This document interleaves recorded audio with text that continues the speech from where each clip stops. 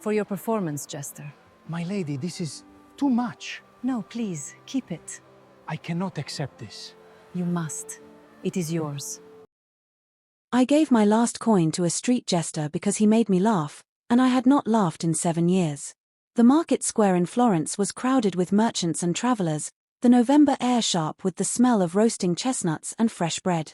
I had come to Italy to escape an arranged marriage I did not want, fleeing England with nothing but a small inheritance that was now almost entirely depleted. I was 43 years old, a widow who had buried a cruel husband and sworn never to submit to another man's control.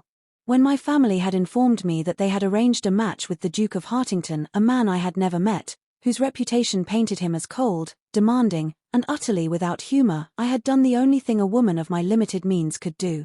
I had run.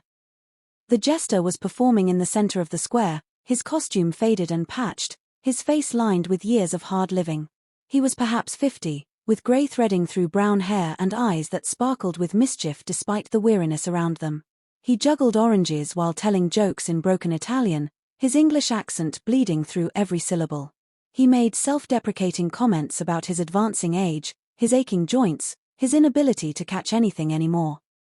The crowd laughed politely and tossed occasional coins, but most passed by without stopping.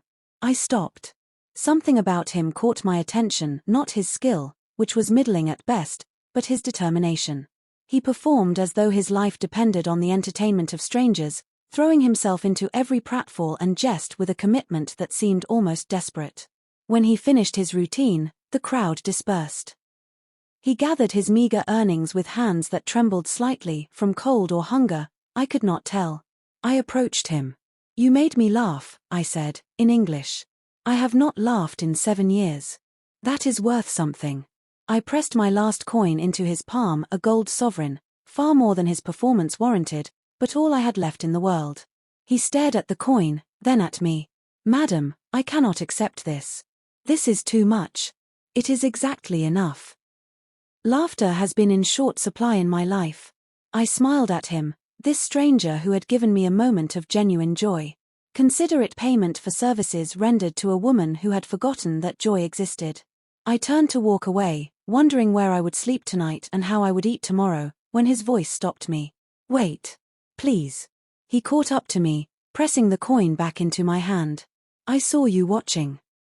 You laughed at jokes that were not particularly funny, because you understood the effort behind them. You gave me your last coin, I can tell by the way you clutched it before deciding. That kind of generosity." He paused. "That kind of generosity should not leave a woman hungry." "How do you know it was my last?"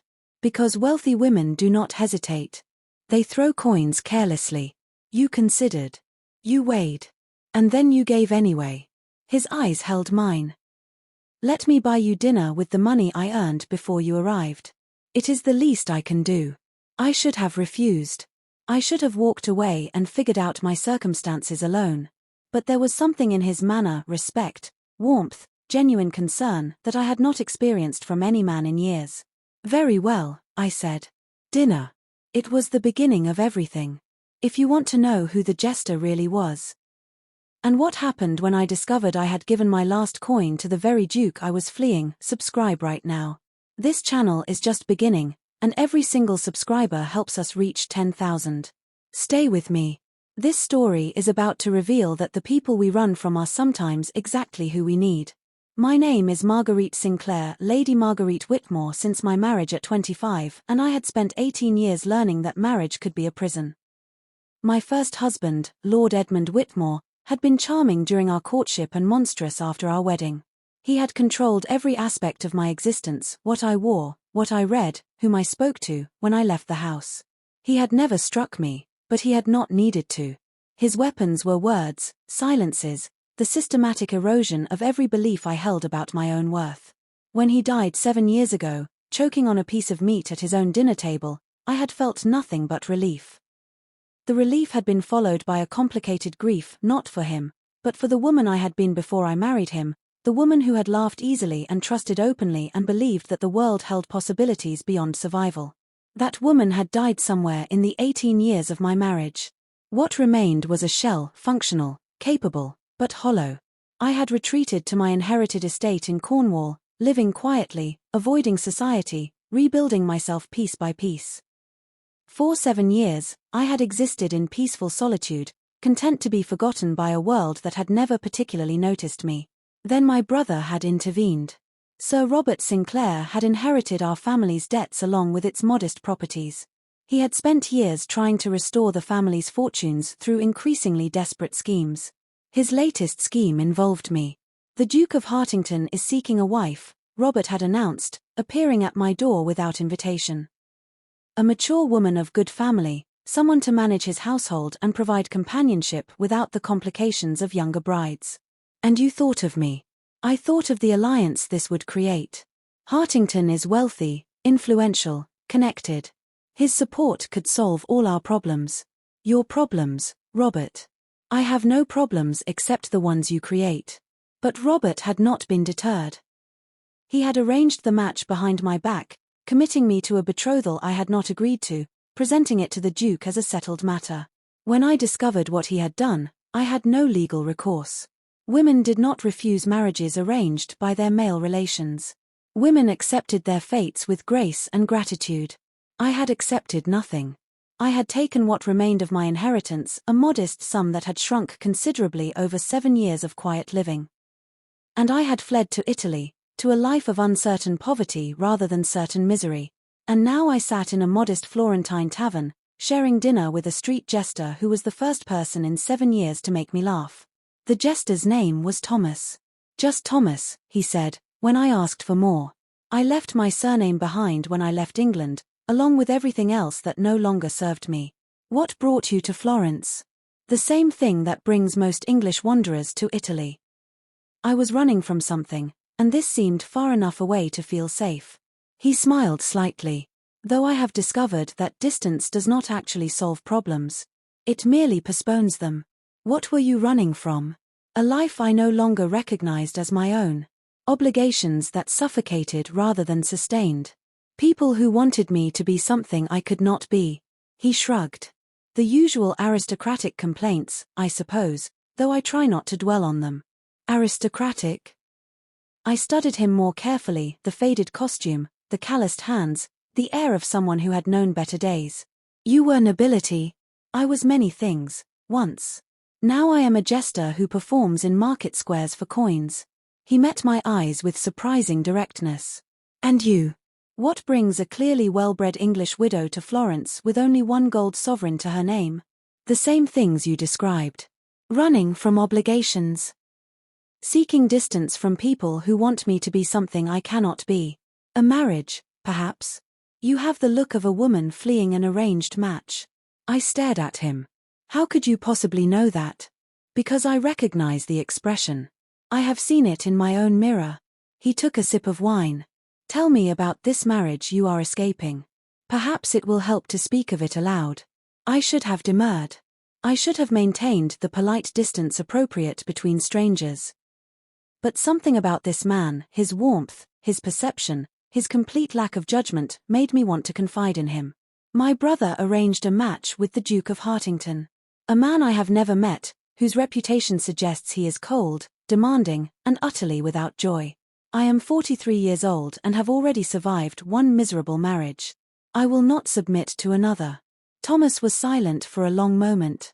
What do you know of this Duke, beyond reputation? Only what society says. That he is wealthy but reclusive. That he was married once before, unhappily, and has avoided remarriage for 20 years.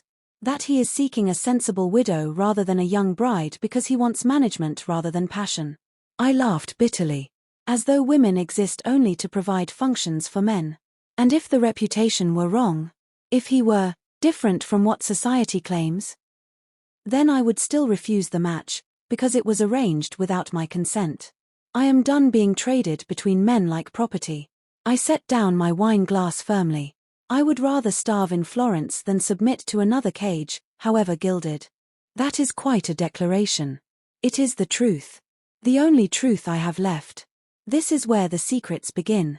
If you are feeling the weight of 2 people hiding who they really are, drop a comment and tell me where you are watching from. I read every single one. Subscribe. Like this video. Help us reach 10,000 subscribers. Thomas insisted on finding me lodging. I cannot leave you to sleep in the streets, he said, when I protested. The money I earned today, before your sovereign, is enough for a modest room. Please. Allow me this. You need that money for yourself. I have survived on less. And I suspect you have never had to survive on anything at all. His voice was gentle rather than condescending.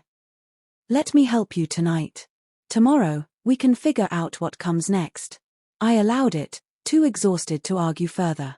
The room he found was small but clean, in a pension run by an elderly Italian widow who asked no questions. Thomas paid for a week in advance, then surprised me by taking a room down the hall for himself. I thought you had lodging already, I said. I have been sleeping in doorways when I cannot earn enough for a bed. Tonight, thanks to you, I can afford better. He smiled. We are both in improved circumstances because of each other. That seems fitting. Over the following days, an unexpected friendship developed. Thomas performed in the market square each morning, and I watched from a nearby bench, laughing at his jokes even when they were not particularly funny. In the afternoons, we walked through Florence together, visiting churches and galleries, discussing art and philosophy and the peculiarities of Italian society. He was intelligent, well-read, surprisingly knowledgeable about politics and history for a man who claimed to have left his education behind. When I commented on this, he deflected with self-deprecating humor. Jesters must be clever to survive. We cannot rely on beauty or strength, so we develop our minds instead. You speak like a man who received formal education. I speak like a man who has read extensively and paid attention. He changed the subject smoothly. Tell me about Cornwall. You mentioned inheriting an estate there. I told him about my quiet life by the sea, my solitary walks along the cliffs, my small household of loyal servants who asked nothing of me but continued employment. I told him about the peace I had found in isolation, and the anger I had felt when my brother disrupted it with his schemes. You speak of peace as though it were the highest possible achievement, Thomas observed. After 18 years of constant turmoil, peace feels like heaven. But is it really peace? Or is it merely the absence of conflict? He turned to look at me, his expression thoughtful. There is a difference, you know. One can have a life without pain and still have a life without joy. Avoiding suffering is not the same as finding happiness. I had forgotten what happiness felt like. Until you made me laugh in that market square. Something flickered in his eyes, surprise, perhaps, or recognition. Then perhaps, he said quietly, you have been looking for happiness in the wrong places. 3 weeks into our friendship, Thomas became ill. It started as a cough, then developed into a fever that left him bedridden and barely able to speak. I moved him to my room, larger and warmer than his, and sent for a physician, spending money I could not afford on treatment I prayed would work. For 3 days, I sat beside his bed, cooling his forehead with damp cloths, spooning broth into his mouth when he could manage it, watching anxiously for signs of improvement. On the 3rd night, the fever broke. He woke near midnight, disoriented but lucid, his eyes finding mine in the candlelight. You stayed, he said, his voice rough from disuse. Of course I stayed. We are friends. Friends. He laughed weakly. I have not had a friend in years. Associates, yes. Allies of convenience. But not friends. Then you have been surrounding yourself with the wrong people. I have been surrounding myself with people who wanted things from me. Power, influence, access. He struggled to sit up, and I helped him, arranging pillows behind his back. You are the first person in years who has wanted nothing but my company. I wanted your laughter. That is something. That is everything. He caught my hand, holding it gently. Marguerite, I need to tell you something. Something I should have told you from the beginning. You are too weak for confessions. Rest. I am too weak for more deception. Please. Let me speak. I settled back in my chair, still holding his hand. My name is not Thomas. Or rather, it is Thomas, but that is not all of it. He took a shaky breath. My full name is Thomas Edward Hartington. I am the Duke of Hartington. The man you are running from. The silence that followed was absolute. I released his hand and stood, moving to the window where I could not see his face. You knew, I said. From the beginning, you knew who I was. I suspected. When you mentioned the Duke of Hartington, the arranged marriage, your brother's schemes, I knew. His voice was heavy with regret. I should have told you then. I should have been honest. Why were you in Florence? Why were you performing as a jester in a market square? Because I was running, just as you were. When your brother approached me with the marriage arrangement, I could not face another diplomatic union. My first marriage was arranged for political advantage, and it destroyed both of us. My wife and I were miserable for 15 years before she died of a fever that some said was welcomed. He paused. I did not want to repeat that pattern. So I fled. You fled an arranged marriage by performing as a street jester. I fled a life that had become unbearable. The jesting was simply a way to survive while I figured out what to do next. He struggled to rise from the bed. Marguerite, please. Look at me. I turned, but I did not approach. You let me confide in you. You let me describe my terror of this match, my hatred of the very man I was speaking to, while you said nothing. I did not know how to tell you. At first, I was curious. I wanted to understand who this woman was that had been promised to me. Then I began to enjoy your company for its own sake. And then, he spread his hands helplessly. Then I realized I was developing feelings I had no right to have. Feelings. I know it sounds absurd. We have known each other for 3 weeks. But in those 3 weeks, I have laughed more than I laughed in 20 years. I have talked more honestly than I ever talked with my first wife. I have felt more alive than I felt in decades of dutiful existence. He met my eyes with painful sincerity. You are remarkable, Marguerite. Your humor, your resilience, your refusal to be anything other than exactly who you are. I have never encountered anyone like you. You lied to me. I did. And I will spend the rest of our acquaintance, however long you allow it to continue, making amends for that. He sank back against the pillows, exhausted by his confession. I am not asking you to marry me. I am not asking anything except your understanding. I needed you to know the truth. I stood at the window, watching the Florentine night, trying to reconcile the kind street jester with the cold duke I had imagined. They did not fit together. And yet, perhaps that was the point. We are at the revelation now. If you are feeling the collision of truth and deception, share this video with someone who believes in second chances. Subscribe. Help us reach 10,000 subscribers. Every single one of you matters. I left the room without speaking further. I walked through the quiet streets of Florence until dawn, processing what I had learned, trying to understand my own feelings. The man I had befriended was the same man I had feared. The jester who made me laugh was the duke I had fled across a continent to avoid. Every moment of connection, every conversation that had felt genuine, was shadowed by the lie he had maintained. And yet, he had listened to me describe my terror of marriage to him, and he had not revealed himself to gain advantage. He had spent 3 weeks in my company, asking nothing, expecting nothing, simply enjoying the person I was without any awareness of who he was supposed to be. He had made me laugh when I had forgotten how. He had restored something in me that I thought was lost forever. By the time the sun rose over the red tile rooftops, I had reached a decision. I returned to the pension and knocked on the door of my room, where Thomas Edward the Duke still lay recovering. Come in. He was awake, his expression anxious, clearly uncertain whether I would return at all. I have been thinking, I said, settling into the chair I had occupied during his illness. I imagine so. You lied to me. You let me confide in you under false pretenses. You allowed me to develop feelings for a person who did not actually exist. Everything about me was real except the name. The jester was not a performance. It was who I am when I am not being required to be a duke. That is the first honest thing you have said since we met. It is not the first. I was honest about everything except my identity. He reached for my hand, then stopped himself. Marguerite, I understand if you cannot forgive me. I understand if you want to walk away and never see me again. But please believe me when I say that my feelings for you are genuine. I believe you. I took a breath. I do not understand them, and I am not certain I return them, but I believe they are real. Hope flickered in his eyes. Then you will stay. I will stay long enough to determine whether the man I befriended is the same as the Duke I feared. If your kindness was merely a mask and you prove to be as cold and demanding as your reputation suggests, I will leave and never see you again. And if he is not, then we will figure out what comes next. Together. The weeks that followed were a strange courtship. We remained in Florence, neither of us ready to return to England and face the complications awaiting us there. Thomas, I continued to call him Thomas, because that was the name of the man I had come to know, recovered from his illness and resumed performing in the market square, though now I understood his commitment differently.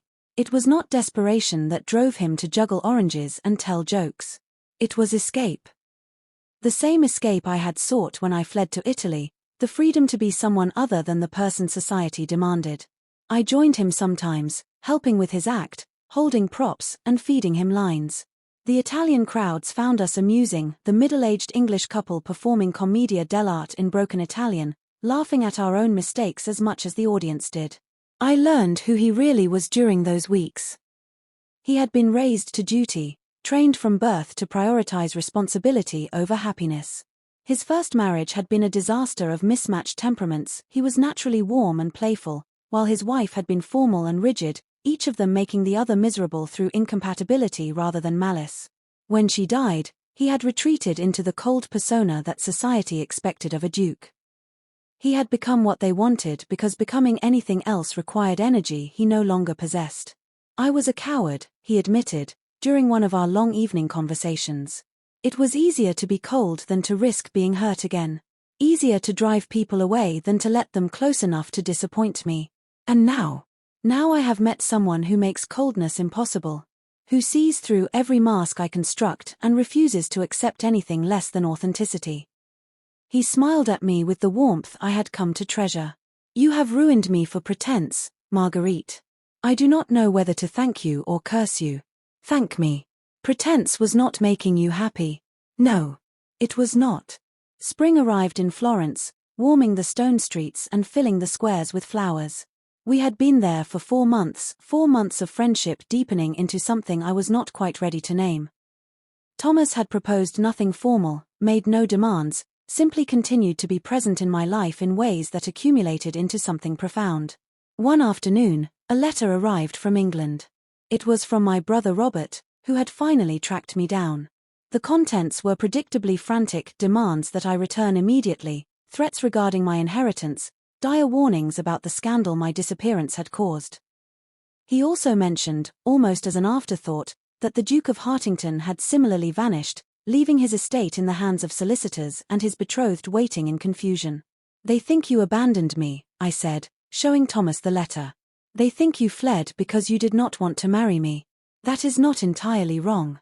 I did flee because I did not want to marry the woman who had been described to me, a practical widow seeking security, interested only in managing a household. He took my hand. I had no idea that woman was actually someone I would grow to love. It was the first time either of us had used that word. Love, I repeated. Too much. Too soon. He looked anxious, the Duke entirely absent, only Thomas remaining. I know we have only known each other for months. I know our circumstances are unusual. But I have spent 50 years learning what love is not, and I believe I finally understand what it is. What is it? It is wanting someone's happiness more than your own comfort. It is being willing to juggle oranges in a market square simply to hear them laugh.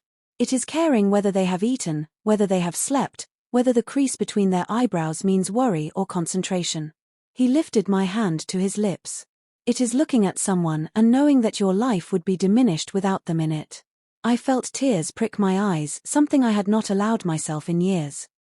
That is a very good definition. Does it match your experience? I thought about the past 4 months, the fear when he was ill, the relief when he recovered, the joy I felt each morning knowing I would see him. I thought about how he had made me laugh when I had forgotten laughter existed, how he had seen me clearly when I had spent years being invisible. Yes, I said. It matches. We returned to England in May. The scandal our disappearances had caused was considerable, but Thomas handled it with the authority of a duke who had rediscovered his sense of humor. He presented our relationship to society not as a shameful elopement but as an unconventional courtship. 2 people who had been arranged to marry had fled the arrangement separately and had discovered each other in the process. The story was unusual enough to be charming rather than scandalous. My brother Robert was less charmed. He had expected the Duke to be furious about my disappearance, had anticipated using that fury as leverage to renegotiate terms in his favor. Instead, he found the Duke besotted with the sister who had fled him, grateful rather than resentful. "You have ruined everything," Robert complained, during what proved to be our final conversation. "I have ruined nothing except your schemes. You should not have arranged a marriage without my consent, Robert. The consequences of that decision are your own to bear." He left in high dudgeon, and I never saw him again. Thomas and I married quietly, in the chapel at Hartington Hall, with only a handful of witnesses present.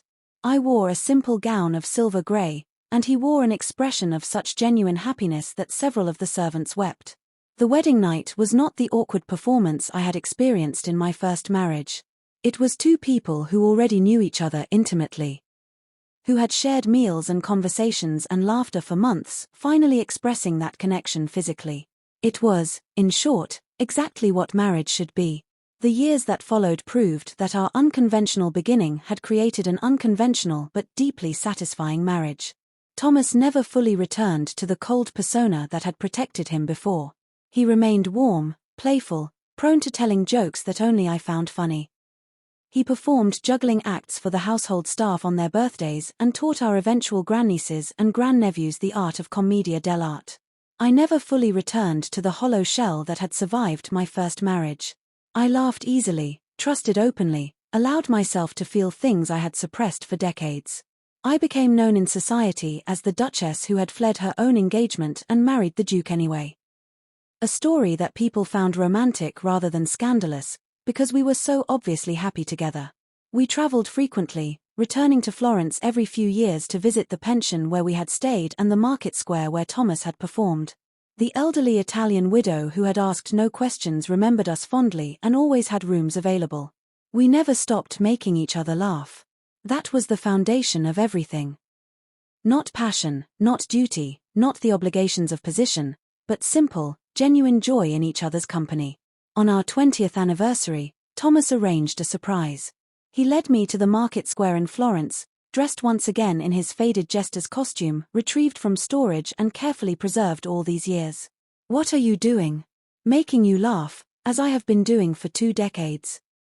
He began to juggle oranges, his skills no better than they had been that first day, his jokes no funnier. But I laughed anyway. I laughed because he was trying. I laughed because he had spent 20 years trying, every single day, to bring me joy. I laughed because I had given my last coin to a stranger and received everything I never knew I wanted. When he finished his performance, the crowd applauded. Larger than our first audience, drawn by the spectacle of an elderly English duke juggling badly in the middle of Florence. I pressed a gold sovereign into his palm.